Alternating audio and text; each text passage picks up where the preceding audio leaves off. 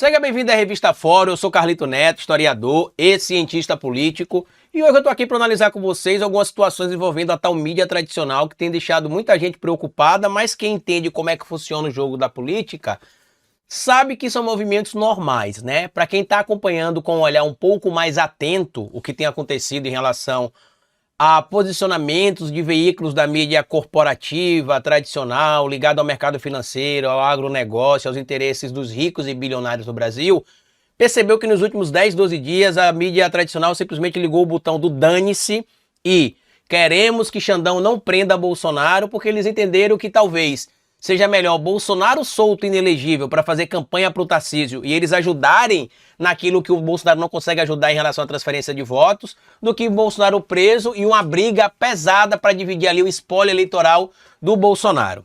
Tá claro, por exemplo, o posicionamento do Portal Metrópolis, tá claro o posicionamento da revista da revista Veja em alguns momentos, tá claro o posicionamento da Folha de São Paulo, do Estadão, do UOL em alguns momentos. Até mesmo da Globo tem ficado muito claro. E não é porque demitiram a Daniela Lima não, tá? Não tô falando sobre isso não. Eu fiz até um vídeo lá no meu canal, um vídeo longo de mais ou menos uma meia hora. Se você quiser, inclusive, passa lá depois. Eu não sei se quando você estiver vendo esse vídeo, o vídeo lá já saiu. Um vídeo falando sobre a Júlia do Alibe e a Globo. A Globo decidiu abraçar o Bolsonaro, não porque ama o Bolsonaro, mas a Globo tá fazendo campanha pro Bolsonaro ser solto. Porque segundo a Globo, o Bolsonaro não pode ser preso antes do trânsito em julgado. Mas quando foi o Lula, a Globo não só fez tabelinha com o Moro para publicar material, vazar material ilegal para a população, para criar o clima que se deveria prender o Lula, que inclusive chegou a fazer campanha ali para que a prisão em segunda instância fosse validada no Brasil. Tanto que a prisão em segunda instância passou a valer no Brasil, depois o ministro Gilmar Mendes e outros tantos ministros que tinham defendido a possibilidade da decretação da prisão em segunda instância mudaram o entendimento, porque como eles disseram, inclusive na época, quando o STF entendeu que poderia, como o nome já diz, né, como a frase já diz, que poderia existir a possibilidade da prisão preventiva na segunda instância, ou a decretação da prisão, melhor dizendo, em segunda instância, isto não quer dizer que deveria se ter a prisão em segunda instância. E o que a gente viu com o passar do tempo é que a prisão em segunda instância virou uma norma no Brasil. E aí o ministro Gilmar Mendes e outros ministros do STF que tinham sido favoráveis à possibilidade da prisão já acontecer em segunda instância, mudaram o seu entendimento. E aí agora a Globo dá um ali de desentendida, né? Como a gente brinca aqui no Nordeste, né? Tá fazendo a Alice, insinuando que o STF, o ministro Alexandre de Moraes, está caindo em armadilhas do Bolsonaro, que mesmo ele violando as medidas cautelares, não se deveria prender ele neste momento, porque está muito perto do julgamento do Bolsonaro chegar ao fim. O que a Globo omite de vocês é o seguinte: um magistrado não pode simplesmente se escusar de cumprir a lei para atender a interesse da população ou para atender interesse da mídia. A lei precisa ser cumprida como está escrita estritamente, de forma fria, nas chamadas 4 linhas de vários códigos que a gente tem da nossa norma máxima, que é a Constituição Federal. O que isto quer dizer, Carlito?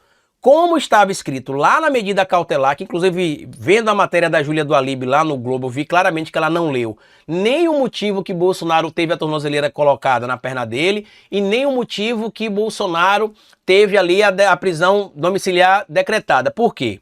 A Júlia do Alibe diz que o Bolsonaro teve a colocação na tornozeleira eletrônica colocada nele porque existia a possibilidade de fuga e por isso o ministro Alexandre de Moraes determinou isso. E essa informação é falsa. Por que é falsa? Porque na decisão que está presente nas 47 páginas da decisão que culminou com a medida cautelar diversa da prisão, que colocou a tornozeleira eletrônica no Jair Bolsonaro, em momento algum está escrito lá, e eu desafio qualquer pessoa aqui, inclusive esses profissionais da mídia ligados ao Grupo Globo, a mandar para mim aí aonde está escrito lá o termo, a tornozeleira foi colocada por risco de fuga, ou se faz necessária a utilização de tornozeleira eletrônica por risco de fuga. Não tem isso.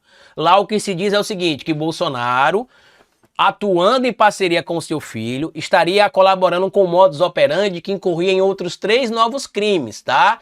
Crime de tentativa de obstrução de justiça, artigo 2º, parágrafo 1º da Lei 12.850, a lei que a gente chama de Lei das Organizações Criminosas, A coação no curso do processo, presente no artigo 344 do Código Penal, e ataque à soberania nacional, artigo 359-I do Código Penal. Lá não está dizendo que o Bolsonaro colocou a tornozeleira eletrônica porque existia um risco de fuga, mas sim dizia que, apesar de todas as outras medidas cautelares colocadas contra ele, não estavam surtindo efeito. Por isso se fazia necessária a colocação de outras tornozeleiras, de outras medidas cautelares, que aí sim incluiria a tornozeleira, a proibição de sair de casa dos horários das 19 às 6 da manhã, inclusive nos finais de semana ou dias de folga, não pode se aproximar de embaixada e nem ter contato com outros réus. Inclusive também foi dito o seguinte: mas é um absurdo, o Bolsonaro não pode ter contato com os familiares. Como é que pode o ministro Alexandre de Moraes decidir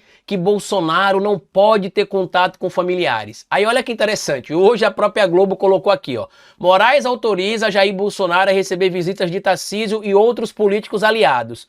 Ministro autorizou o ex-presidente detido em prisão domiciliar desde segunda-feira a receber visita de aliados. Ele também já estava autorizado a receber familiares como filhos e netos. Peraí, deixa eu ler de novo aqui. Ele também já estava autorizado a receber familiares como filhos e netos. Mas peraí, ele não estava proibido de ter contato com os filhos? Vocês entenderam onde é que está a mentira que a mídia tradicional corporativa ajudou a disseminar? Na decisão do ministro Alexandre de Moraes, a primeira lá de 17 de julho, se não me... É 17 de julho? Deixa eu ver aqui que eu nem lembro se é 17. Eu acho que é 17 de julho. Na medida que ele tomou em 17 de julho, acho que é 17 de julho mesmo. Isso, 17 de julho. Ele proibiu o contato entre os indivíduos que eram investigados também. Tá aqui, ó. Ele botou 4 coisas aqui. A primeira, ó.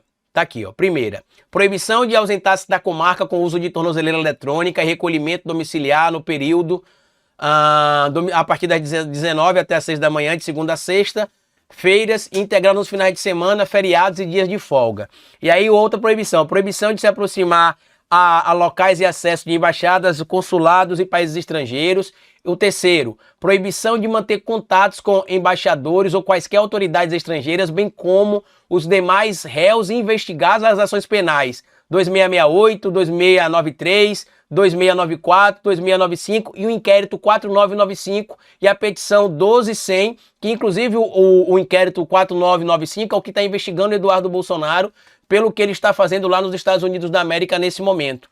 Então, como a gente provou para vocês aqui, não existe nenhuma restrição do Jair Messias Bolsonaro de ter contato com os filhos.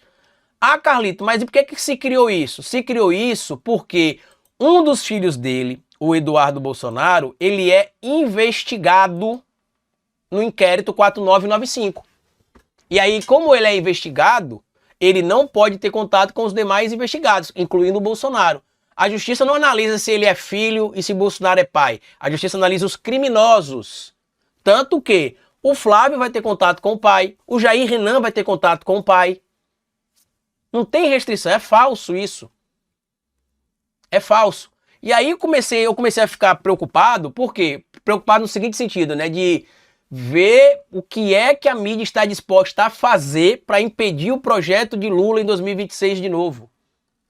A mídia está decidida a permitir que um genocida que matou 700 mil pessoas e que tentou dar um golpe de Estado não seja preso, para que os planos do mercado sejam mantidos. Ou seja, eles defendem a possibilidade do Bolsonaro sair ileso até onde der, até o limite máximo de onde der, desde que eles não sejam presos.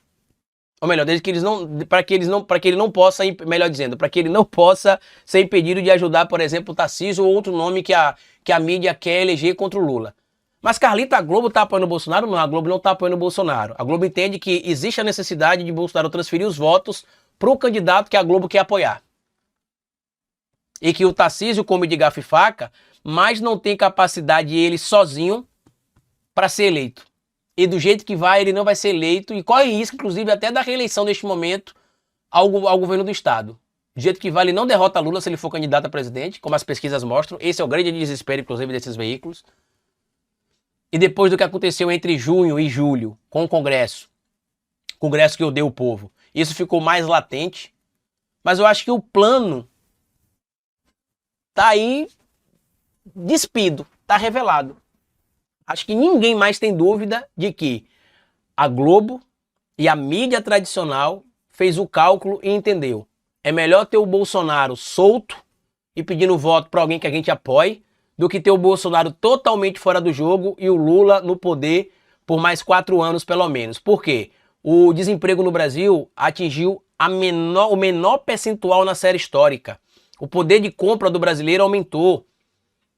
Esses dias aconteceu até uma coisa engraçada, né? Que o pessoal diz que no Brasil ninguém tá comendo picanha, que a picanha tá cara. Aí aquele Luiz Bate, que tá no SBT agora, foi fazer uma visita ao supermercado, aí quando chegou lá tava a placa bem grande. Ele falou, mostra aí a picanha. Sabe quanto é que tava a picanha na imagem que ele mostrou? R$ 31. Você não entendeu errado não. A picanha, R$ 31. Então, meus amigos, é todo tipo de absurdo. Tem um comentarista, eu esqueci o nome dele agora, ele é comentarista de economia da Globo. Deixa eu ver aqui o nome dele que eu esqueci. Que ele é o comentarista de economia da Globo. E algumas semanas atrás ele teve até um bate-boca com o Guga Chakra, porque ele chegou a defender, é o Daniel Souza, ele chegou a defender que as sanções contra o Brasil iriam acontecer, porque o Lula criticou os Estados Unidos, disse que o Trump era um neonazista e que o Lula nunca tentou a aproximação do governo Trump, que deveria seguir o que fez o Narendra Modi, né, primeiro-ministro da Índia, que assim que o Trump venceu a eleição foi lá visitar o Trump, e hoje a relação entre Trump e Índia é muito boa. Aí o Guga Chakra chegou e deu no meio dele, né, dizendo inclusive que o Narendra Modi não é um indivíduo democrata.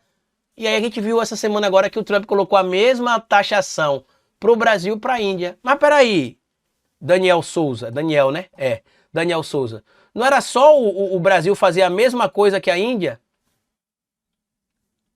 Por que o Narendra Modi fez tudo aquilo que você defendeu e o Trump meteu-lhe ali mais de 50%, mais 50% nele ali também? Como a gente brinca aqui no Nordeste, na titela, meteu 50% ali. Tá claro, meus amigos, que o presidente Lula vai enfrentar, de agora em diante, uma perseguição tão grande quanto a que aconteceu contra Dilma Rousseff entre 2013 e 2016. Para mim tá claríssimo isso. Então a gente precisa se preparar, fortalecer ainda mais veículos, ó, como aqui, ó, a nossa revista Fórum aqui, ó. Vamos fortalecer a revista Fórum, tá? Porque a gente vai precisar redobrar a atenção, produzir mais conteúdo, porque esperem que já eles comecem a inventar algum escândalo, algum problema envolvendo o governo, para tirar o foco da polêmica envolvendo o Bolsonaro, envolvendo a extrema-direita nesse país. Mas deixa aqui a sua opinião e comenta se você também percebeu essa guinada da mídia aí tradicional, defendendo o Bolsonaro, e a própria Globo insinuando que o Bolsonaro não deveria ser preso. Então eu vou falar que nem ele, né, Globo? Tá com pena? Leva o Bolsonaro pra casa, bota ele na prisão domiciliar aí da Globo, leva ele pros estúdios de vocês, pra tratar vocês com o carinho que ele sempre tratou, tá bom? Grande abraço, meu povo. Tchau.